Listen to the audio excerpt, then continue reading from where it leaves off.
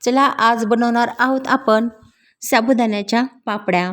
त्या अगोदर मी इकडे बनवत आहे ओल्या लसणाच्या पातीची चटणी। तर ओल्या लसण हा आपल्याला उन्हाळ्यामध्येच उपलब्ध होतो। तर गावाकडनं आलेला आहे, त्याची आपल्याला हिरवी हिरवी पात काढून घ्यायची आहे आणि चटणीसाठी आपल्याला लागणार आहे हिरव्या मिरच्या, थोडेसे जिरे आणि मीठ आणि शेंगदाणे आणि पूर्ण हे एकजीव करून मिक्सरमध्ये वाटून घ्यायचं आहे। भाजलेले शेंगदाणे हे कमी प्रमाणात ॲड करायचे। तर आपण इकडे बनवत आहोत साबुदाण्याच्या पापड्या। त्यासाठी मी 1 किलो साबुदाणा हा रात्री भिजायला ठेवला होता। सकाळी मी त्याच्या 4 पट पाणी ठेवून पाणी उकळल्यानंतर त्यामध्ये मीठ आणि खूप कमी प्रमाणामध्ये हिरवी मिरची ॲड केलेली आहे।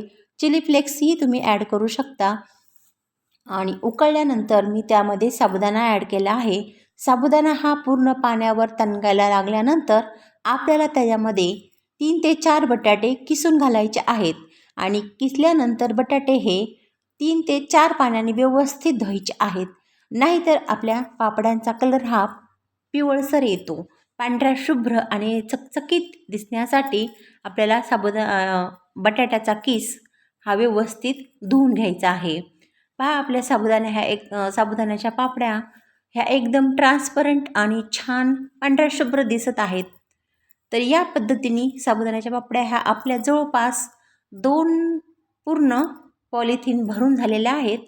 आणि पहा जवळून साबुदाणा हा किती ट्रान्सपरंट आणि टम्म फुगलेला दिसत आहे।